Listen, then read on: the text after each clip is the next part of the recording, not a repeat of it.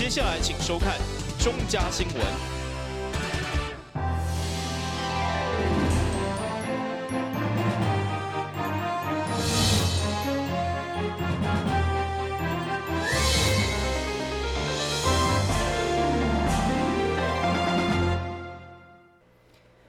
你好，我是顾家，欢迎收看中嘉台南电新闻。今日有什么重要消息？透过整理报道，做会了解。在中选会主委李进勇手中，前行政院长赖清德接下副总统当选证书，嘛，互一边围观的乡亲一直夸赞夸水，大家拢替赖清德欢喜，恭祝伊步步高升。而接下副总统当选证书的赖清德一直满面春风，伊表示袂因为离开台南失去服务的机会，电脑的阁下市长黄伟哲甲绿色的立委全力建设大台南。要感谢蔡英文总统。前不久来台南市谢票的时候，特别有提到台南市建设的问题，他也特别提到，未来呢，我可以来协助台南市各项建设的推动，让我有机会跟黄伟的市长，跟60立法委员、台南市议会各位议员，甚至地方的里长跟我们台南父老乡亲。共同为这个城市的发展一起来努力我听到总统这样的指示其实我是很高兴的不会因为我离开台南，那么对台南的这个未来的发展，那么就失去共同服务的机会。会中副总统嘛表示，会选择来台南来竞选总部协办当选证书，就因为要再次感谢伟大市民加优秀的竞选团队，以感觉责任更加重大。希望我们在台南，我们今天再次聚在一起，也希望呢，我们能够珍惜这一场选举过程当中，我们大家团结一起，然后呢，跟我们台南市市民共同打拼的这样的精神，面对未来的挑战。那我们一定要更加的努力。总统也特别强调，当选责任更加的重大，而且台湾未来有许许多多的问题都需要克服。民进党当然责无旁贷。那台南市呢得票率最高，我们责任更重。那也唯有我们大家团结一致，立法院的委员。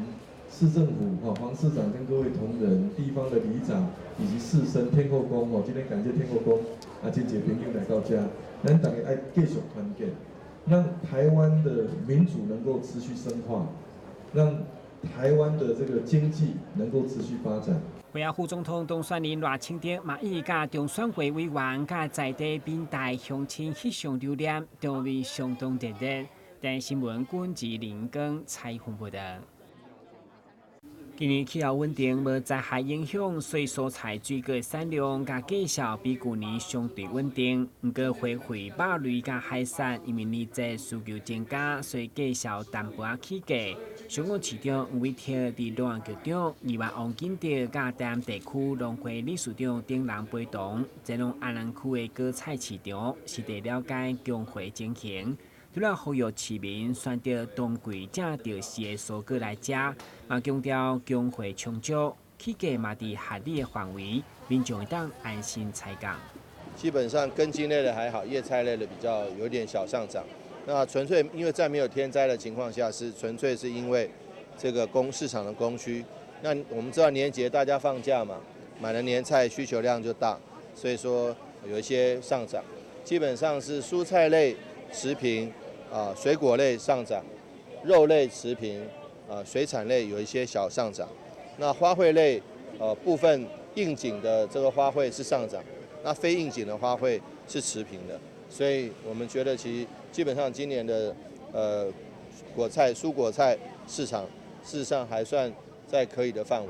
但是有些花卉因为长期价格都不是很高，所以在年节的时候上涨，我们觉得也是让农民过个好年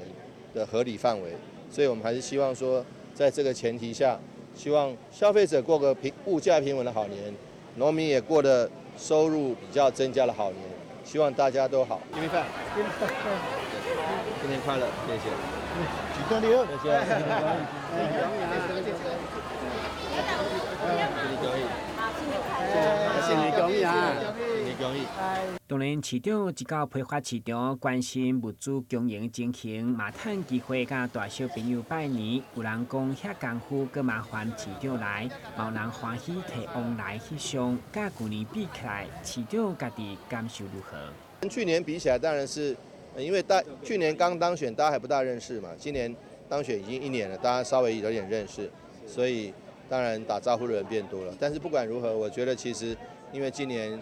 还算蛮开心的，因为小英总统选得好，但是其实选举过去就过去了，那还是国家继续往前走，不管谁当选，其实大家把那个选举的激情收拾起来，放下来，然后还是努力工作，让整个国家、让自己的事业、让自己的职业，通通都能够继续往前飞奔，那才比较重要。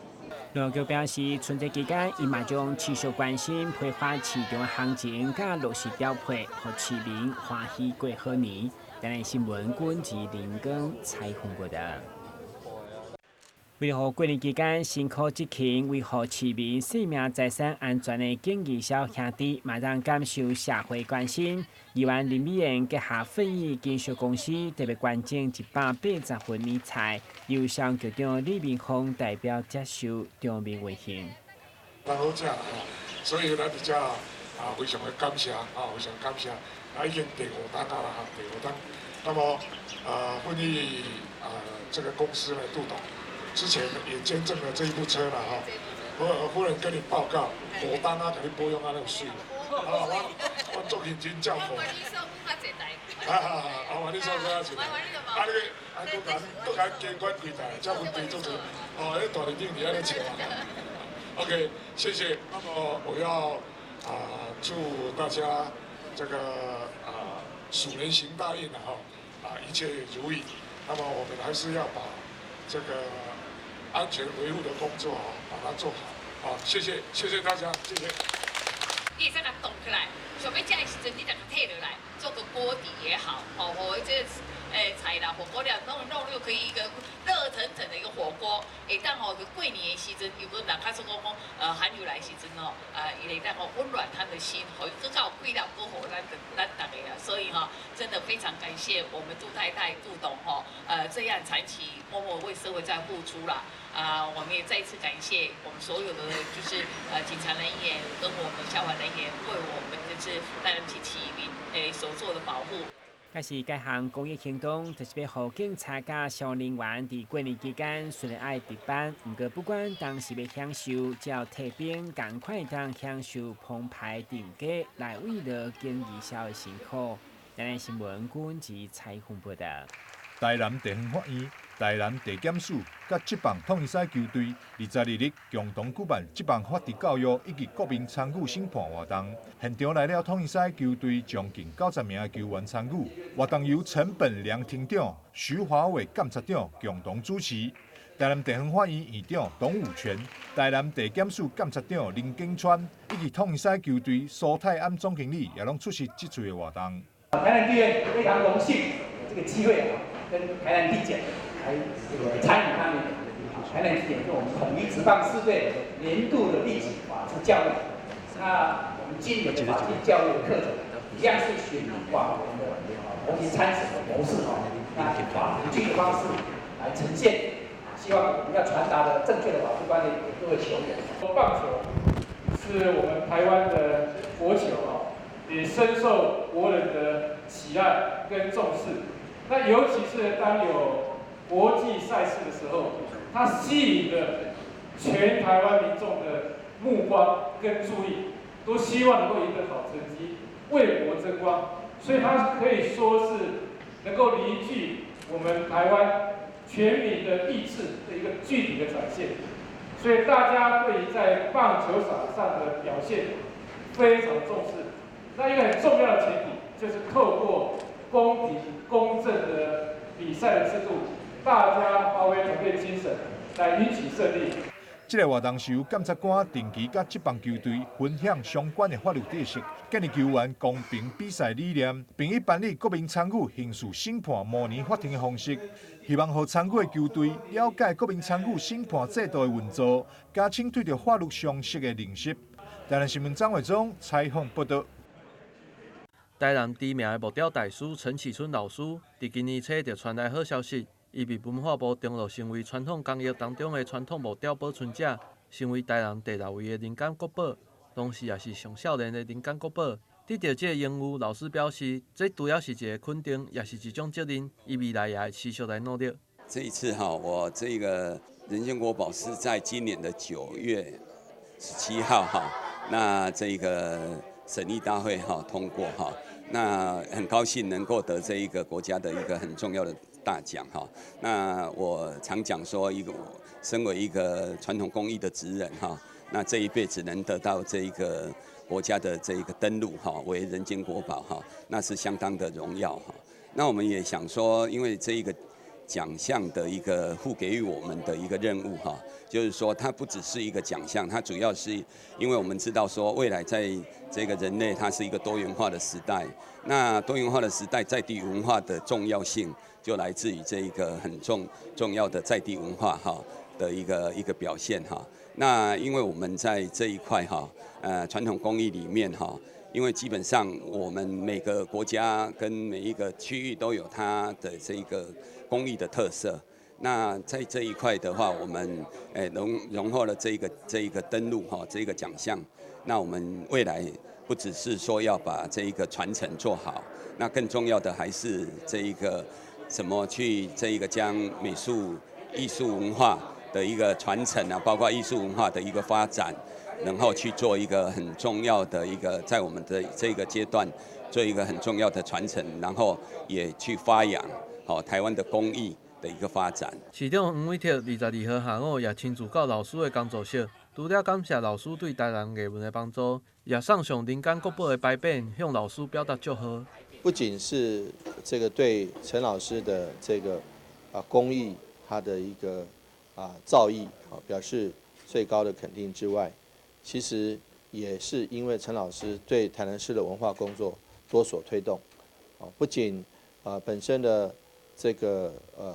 艺术境界超级的高，而且他不藏私，又在这个台南市的文资处还有成大都开设了课程，甚至在108课纲里面还这个开设了这个课程，提供老师来研习。所以这种不藏私的精神是在一代匠师中间坦白讲是没有那么常见的那所以说我们其实台南市政府很有荣幸能够在陈老师其实如果说用一个阶段来分野的话，从师傅腮乎一直到大师，一直到人间国宝，我们在陈老师还没有成为人间国宝之前就跟台南市政府以及台南市的艺文界做很深程度的结合，而且这个桃李满天下所以我们不是等到人家已经成人间国宝之后才来寻求老师的协助，其实真的非常感谢老师有这个大师的风范，有这个人间国宝的造诣，那又有不藏私的精神，这点是非常非常感谢，也对陈老师做最大的肯定。所以今天赠送这个牌匾一方面向陈老师致敬，一方面也是对他的这个个人的品德表示崇高的敬意跟谢意，以及对陈老师对于台南市的艺术工作一个最高的一个肯定跟致敬致谢。老师的作品也有真侪伫南台湾的各大庙宇，所以现场也会使看到侪庙宇的代表前往祝贺。当时陈启春老师也有伫台南教册，为传承传统技艺做出真侪贡献。台南新闻郭博义采访报道。你们知道怎么防治人口贩运吗？首先，我来告诉大家什么是人口贩运。有要出国旅行的以及外来人口，要加强对自身权益的认识。发现可疑的地方要检举通报。移民署跟司法警察会持续巡逻查缉，民众可以跟他们举报。抓到你们了！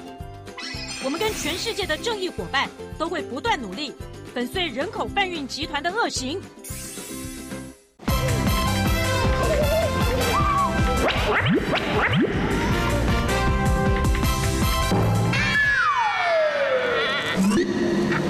正确开启车门很重要，不然怎么开呀？下车要转头注意后方来车，前面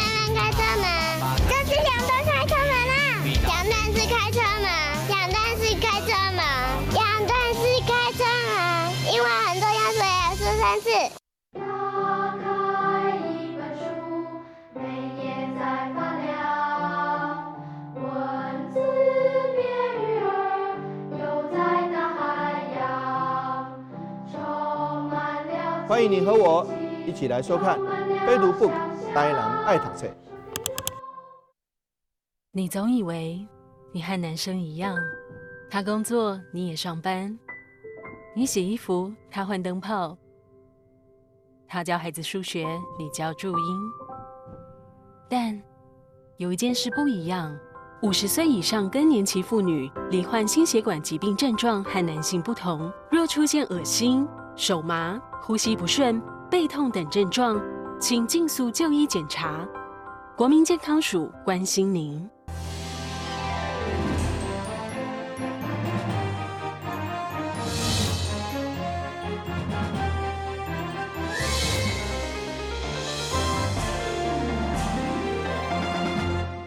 日前举办的第17届亚洲普泳锦标赛甲亚洲青年普泳比赛，台湾的代表队摕下优秀的表现。伫代表队22位选手当中，台南的选手就有9位，因总共摕下1面金牌、5面银牌、6面铜牌的好成绩。对此，市长为摕下特别伫过年之前接见这些选手，并送上台南之光的奖牌。市长也强调，未来将会提供更较完善的资源给选手，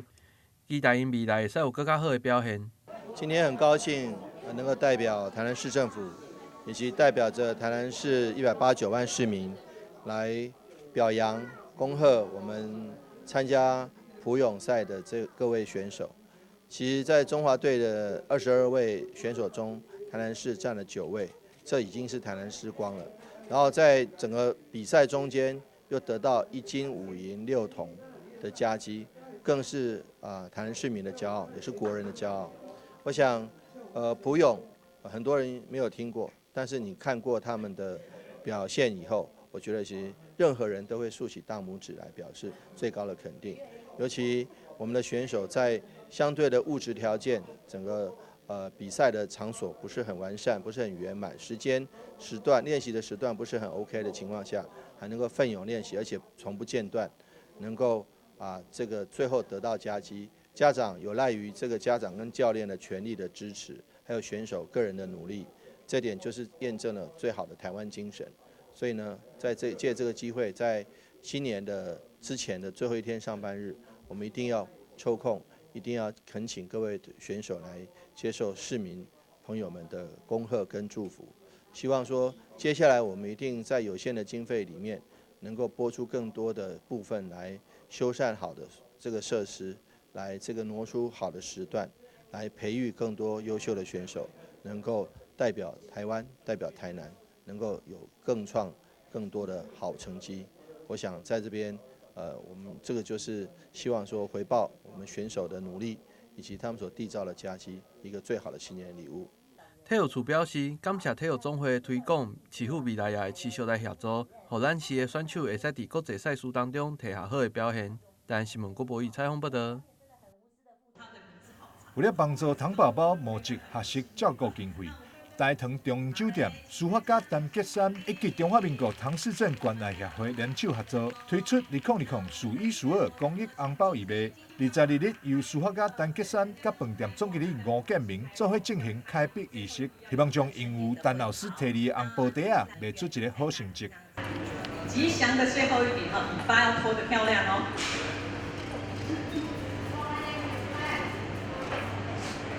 一年的开始哦，有这么有意义的活动，其实是希望能够抛砖引玉哦，大家一起来帮助哦我们这个弱势的团体。那在这边，我想陈老师刚才的书画，可能大家都有一些了解哦，非常的特别哦。除了各种字体以外，那老师这边哦也创了自己的一个独创的这个风格。那我们不止这一次的合作，我们希望说未来有机会也可以在我们馆内这边来做这样的一个展示。有一个善言可以集合很多的善心人士，大家来共同做好事，然后呢，我们这个社会会更和谐、更安乐、更有温馨。2020数一数二公益红包义卖，活动为1月22号开始，一直到1月24号为止。主办单位希望社会大众会当做伙来做公益。这次的公益活动呢，是台糖长隆酒店跟陈其山大师就书法家大师，然后加上中华民国唐氏症关爱者协会欢喜工作坊，一起呢为这个唐氏症宝宝呢做的一个红包袋的一个义卖活动啊。那我们红包袋义卖活动呢，有老师的一个亲笔的题字呢，就是数一数二这样子的一个字的一个题字，还有加上呢就是糖宝宝他们的一个版画的一个印制，整个就是红包是非常喜气也非常的可爱。那其实呢，我们的希望就是在过年前能够有当有就是你们有多余的金额，也或者是说想要一起来做公益的话呢，都可以花一点点少许的金额，大概168，就帮我们做这样子的一个红包的一个采买啊，也可以把这样子的福气给我们的小朋友或者给我们的家长啊，希望呢大家都可以真的未来一年都可以数一数二。那红包袋呢，我们会从今天一开始就是22号开始在台糖长隆酒店做义卖，一直到连续3天22、23、24连续3天都在我们的就是大厅也好，在我们的现场也好，那希望大家都可以一起共襄盛举。过年时阵，家家户户需要包红包，民众若是阁欠缺红包袋啊，不妨会当参考2020数一数二公益红包，不但会当收藏书法家的作品，阁会当做爱心寄福气。台南新闻张伟忠采访报道。负责管理大台南交通的智慧交通中心，为了让大台南的民众会使有正确的交通观念，同时让小朋友会使熟悉交通安全，特别伫中心当中设置了大台南交通教育主题馆，透过互动式的体验甲侪相关的资料，要让来参观的民众会使有一个无同的交通安全教育。现在主题馆也开放预约，交通局也邀请民众做伙来学习交通安全。那希望所有的台南市的市民朋友，我们可以团体的预约的方式来参观我们今天这个教育的展示中心。那我们即日起开放预约，那民众可以在这个每个月的1号，我们就会开放下一个月的预约的场次。那这个12月跟1月的，我们今天开始就可以提供预约。那希望欢迎所有的市民朋友或者是学校机关团体可以上网来预约，那带领我们的小朋友在这边做参观。伫这个主题馆当中，上特别的就是3楼的儿童道路驾驶模拟区，整个模拟区拢是为小朋友设计的，让小朋友透过开车也或是骑车上路来实际熟悉交通规则甲安全观念。同时，这也是全台首座免费的体验区，未来会使成为家长带小朋友来佚佗的好去处。今天很开心，我们大台南智慧交通中心里面的交通教育体验馆来开幕那我们这个体验馆里面有2个对交通安全教育非常有帮助的，一个是交通教育的探索区，一个就是2楼的探索区以及3楼的儿童驾驶的体验区。那这个尤其是3楼的儿童驾驶体验区是国内第一个这个公营的这个可以用电动车的拟真的环境，让小朋友学习这个道路上面的标志、标线、号志真实的情况来加深他们对于交通安全教育的了解跟认识。交通局提醒民众，这个中心现在开放预约的时间是拜1到拜4，一开始也只有接受15个人以上的团体预约。想要了解的民众，除了会使上网来查询以外，也会使扫这个 QR code 来了解。但新闻郭博义采访报道。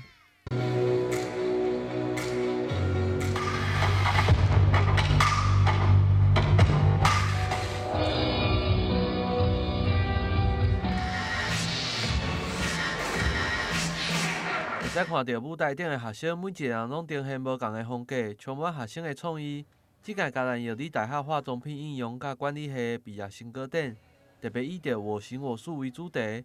要让学生充分发挥家己的想法，同时也展现学生4年来的学习成果。除了基本的化妆品知识的学习之外呢，我们同学会依自己的兴趣来选修化妆品的研发、美容保健以及整体造型等各个化妆品方面的领域的知识。那我们这次的毕展活动主题呢是我行我素。那在这个过程中呢，同学们在这边阐述了他们追求自我、突破自我以及超越自我的各种实现。那就像美国作家马克·吐温所说的，一个人生最重要2个日子，一个是出生的日子，一个是发现自己出生的意义的日子。那我们同学借由这个毕业成果展我行我素的这个相关的作品的呈现，也来表现出他们追求自己、实现自己的相关的这些的活动。那让自己的这个人生目标更往前迈进了一大步。除了动态的成果展以外，现场也展示了学生所研发的产品甲各种的成果，要让大家看到学生准备进入业界的竞争力。我们专题研究的萃取物是杜仲，那杜仲是一种中草药。那因为中草药它里面有很多的天然成分，然后它副作用少，然后疗效也不差，所以我们这一组就选用杜仲来作为我们的开发产品的萃取物。然后我们有做测试，然后它对紫外线的吸收跟对自由基的清除效能表现都不错，所以我们开发了化妆水、精华液跟乳霜。那产品完成之后，我们有做了皮肤有效测试，然后它上面的数据显示说，有4位的受测者的 ITA 值都有上升，然后表示产品对皮肤的提亮效果有变好。那我们产品的主要特色是主打，它是专为干燥暗沉肌肤设计。那它有添加我们的杜仲萃取精华，可以有效的延缓肌肤的衰老，然后也有添加玫瑰纯露，它可以改善皮肤暗沉，跟很多的保湿成分，可以提高肌肤的保水度。那主要特色是为干燥肌肤补水，跟帮肌肤维持活力。指导老师陈美惠表示，这届的成果展充分展示了学生的创意设计甲执行规划的能力，更加重要的是筹备的过程当中，会使让学生体验到团队合作的精神，并累积办理大型活动的经验。但新闻广播采访报道。非常感谢收看今日的中嘉台南电影新闻，我是顾文杰，咱明仔载同这时间再会。